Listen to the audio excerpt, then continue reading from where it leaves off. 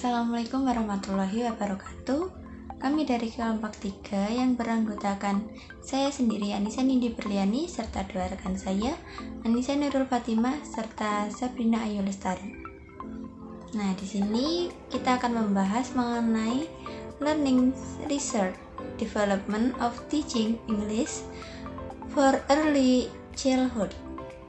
Maksudnya adalah pengembangan sumber belajar mengajar bahasa Inggris untuk anak usia dini. Pembahasan yang pertama yaitu karakteristik anak usia dini. Nah, di sini seorang pendidik anak usia dini sebelum melaksanakan kegiatan pembelajaran terlebih dahulu memperhatikan karakteristik anak yang akan dididik dan diajar. Nah, program pembelajaran ini harus sesuai dengan perkembangannya, baik itu perkembangan kognitif, bahasa, seni, sosial seperti itu. Jadi sebelum guru melakukan pengembangan karakter, dia juga harus mengerti dulu bagaimana karakter si anak, lalu apa saja yang akan kita pelajari dalam karakter tersebut, seperti itu. Kemudian terdapat 4 karakteristik anak usia dini secara umum. Yang pertama yaitu aspek kognitif, yaitu tentang pengetahuan. Kemudian yang kedua memiliki kemampuan untuk menginterpretasikan arti atau makna. Nah, anak itu juga bisa mungkin mengartikan dalam sebuah benda semisal. Nah, anak misal temannya jatuh, mungkin kita bisa lihat, oh si anak ini bagaimana karakternya kalau lihat temannya jatuh, apakah ditolong atau bukan, seperti itu. Kemudian aspek yang karakteristik yang ketiga yaitu aspek afektif, dan yang keempat aspek psikomotorik. Pembahasan yang kedua yaitu karakteristik pendidik. Nah, pembelajaran bahasa Inggris untuk anak usia dini ini adalah suatu bidang yang dinamis sehingga bisa dipastikan akan senantiasa mengalami perubahan-perubahan. Nah, perubahannya itu seperti apa? Mungkin dengan cara berbicara yang biasanya pakai bahasa Indonesia, mungkin sedikit-sedikit sudah tahu tentang bahasa Inggrisnya, seperti itu. Namun tugas pendidik bagi anak usia dini tetaplah sama, yaitu membantu perkembangannya, pemahaman dan penggunaan bahasa mereka melalui perencanaan, pembimbingan, dan penyediaan sarana penunjang yang cukup dan memadai. Nah, di sini peran guru itu adalah sebagai perantara, sebagai membantu, memperjelas, seperti itu. Sebenarnya yang paling utama dalam mendidik itu adalah orang tua, tapi banyak yang mengalihkan ke guru semua, seperti itu.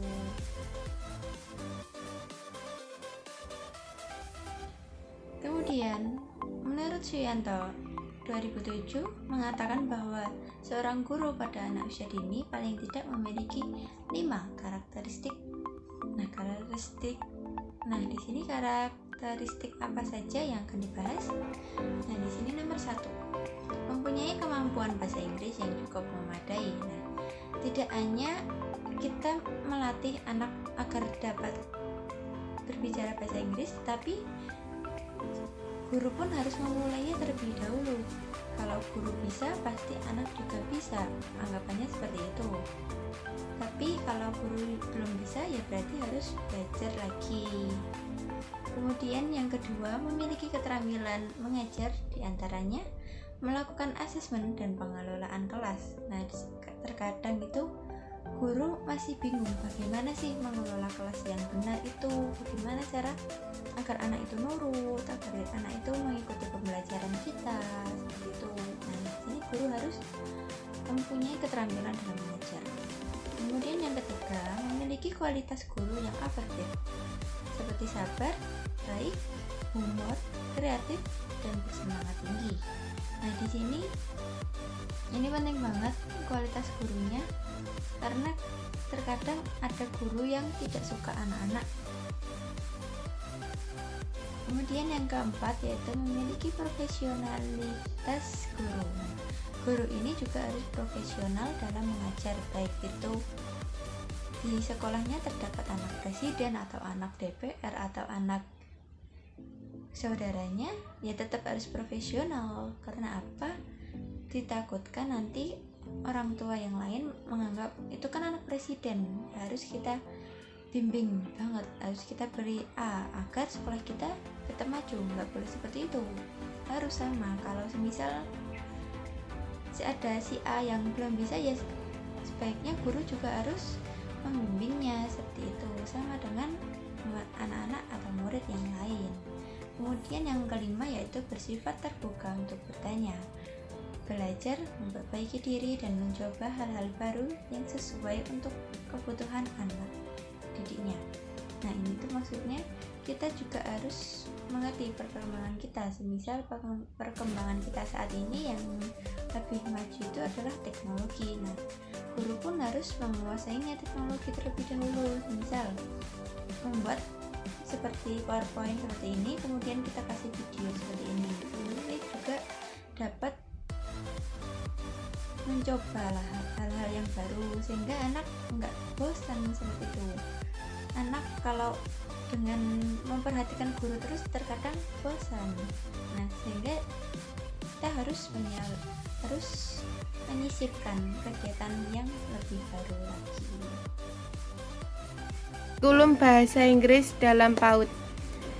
Kurikulum adalah suatu perencanaan pengalaman belajar secara tertulis yang merupakan usaha-usaha dan kegiatan sekolah untuk merangsang anak dapat belajar secara optimal baik di luar maupun di dalam sekolah. Perkembangan fisik dan mental pada usia 4 sampai dengan 6 tahun, maka pembelajaran pada tahap ini mempunyai ciri-ciri sebagai berikut. Yang pertama, berpusat pada anak. Yang kedua, memberikan pengalaman. Yang ketiga, pemisahan bidang pengembangan tidak begitu jelas.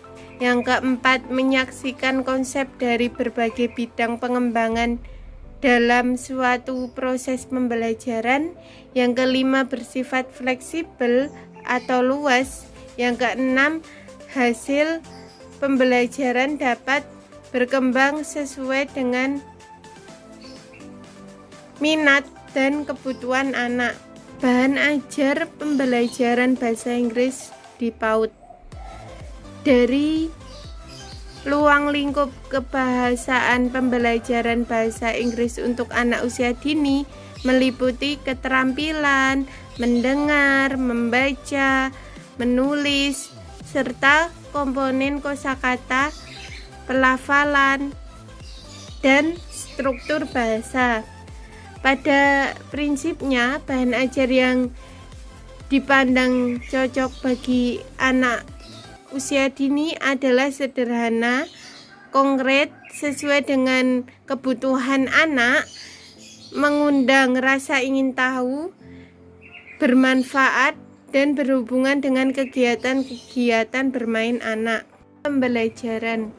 Kata media berasal dari bahasa Latin, yaitu jamak dari kata medium yang secara harfiah berarti perantara. Media merupakan perantara sumber.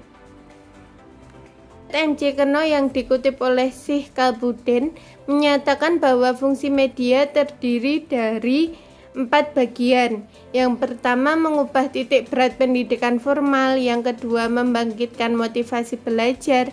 Dengan adanya suatu media, diharapkan siswa akan lebih semangat lagi dalam melakukan suatu pembelajaran. Yang ketiga, memperjelas penyampaian pesan dan informasi. Dengan adanya media, diharapkan siswa dapat menyampaikan suatu pesan dengan baik. Yang keempat, memberikan stimulasi belajar atau keinginan untuk mencari tahu. Pembelajaran bagi anak usia dini itu sendiri dibagi menjadi 3. Yang pertama, media visual. Media visual itu penyampaian pesannya melalui gambar diam Yang kedua, media audio melalui pendengaran anak. Yang ketiga, audio visual yaitu melalui gambar pendidikan seperti contoh gambar kartun Nusa dan Rara. Itu kan berisi tentang pendidikan agama. Jadi anak otomatis akan mencontoh perilaku Nusa dan Rara karena perilaku tersebut baik. Selanjutnya yang keenam yaitu ada sumber belajar. Sumber belajar adalah sumber pengetahuan yang memiliki beberapa pengertian, yaitu sumber belajar yang ditinjau dari pengertian sempit sampai pada pengertian yang luas. Sumber belajar yang menguntungkan bagi anak-anak adalah sebagai berikut. Yang pertama yaitu ada lagu. Lagu yang digunakan sebagai sumber belajar bahasa Inggris pada pendidikan anak usia dini hendaknya mempertimbangkan: 1. Lagu sudah dikenal dan disukai oleh anak. Yang kedua, lagu harus berisi tentang materi yang akan diajarkan, baik keterangan bahasa maupun unsur bahasanya. Yang ketiga, lagu harus memiliki sifat dan karakter yang mengandung pencapaian tujuan pembelajaran. Yang keempat, lagu harus memiliki tingkat kesulitan yang sesuai dengan kemampuan anak. Yang kelima, lagu harus berisi tentang pesan atau moral sesuai dengan tingkat usia dan kematangan anak. Yang kedua yaitu ada cerita. Bagi anak usia dini, mendengarkan cerita yang menarik, yang dekat dengan lingkungannya merupakan kegiatan yang menyenangkan. Dengan cerita akan menambah pengetahuan sosial, nilai moral, dan agama pada diri anak. Yang ketiga yaitu ada permainan. Permainan dapat membantu guru membuat anak tertarik dan terlibat dalam proses belajar mengajar yang lebih menyenangkan. Yang keempat yaitu ada crafting. Crafting ini dapat melatih anak mengembangkan otak dan juga dapat mengembangkan otot motorik anak. Yang ketujuh yaitu ada proses pembelajaran. Menurut Muslihatun 1999 mengajukan beberapa metode yang layak, relevan, yang menganut konsep pembelajaran yang kreatif, aktif, dan menyenangkan. Metode-metode pembelajaran bahasa Inggris untuk anak usia dini yang bisa digunakan yaitu seperti bermain, bernyanyi, bercakap-cakap, bercerita, demonstrasi, karya wisata, proyek, dan pemberian tugas. Ada juga hal yang perlu diperhatikan dalam pembelajaran bahasa Inggris untuk anak usia dini. Salah satunya yaitu dengan melengkapi suatu pembelajaran dengan media visual realistis dengan gerakan-gerakan serta kombinasi antara bahasa lisan dengan bahasa tubuh atau demonstrasi. Yang kedelapan yaitu ada lingkungan. Lingkungan merupakan kesatuan ruang dengan semua benda dan keadaan makhluk hidup, termasuk di dalamnya manusia dan perilakunya, serta makhluk hidup lainnya. Pemanfaatan lingkungan sebagai sumber belajar di PAUD mengarahkan anak pada peristiwa dan keadaan yang sebenarnya, keadaan alam sehingga lebih nyata, lebih aktual, dan kebenarannya lebih dipertanggungjawabkan. Selanjutnya adalah manfaat nyata yang dapat diperoleh dengan penggunaan lingkungan. Di antaranya adalah 1. Menjadikan berbagai hal yang dapat dipelajari oleh anak. Lingkungan menyediakan sumber belajar yang sangat beragam dan sangat banyak pilihannya, sehingga terdapat berbagai hal yang dapat dipelajari oleh anak. Yang kedua yaitu memungkinkan terjadinya proses belajar yang lebih bermakna. Lingkungan sangat berperan dalam merangsang pertumbuhan motorik kasar dan motorik halus pada diri anak. Yang ketiga yaitu memungkinkan terjadinya proses pembentukan kepribadian anak. Anak dapat berinteraksi tidak hanya dengan teman sebayanya, tetapi bisa juga dengan orang yang lebih dewasa darinya di lingkungan sekitarnya.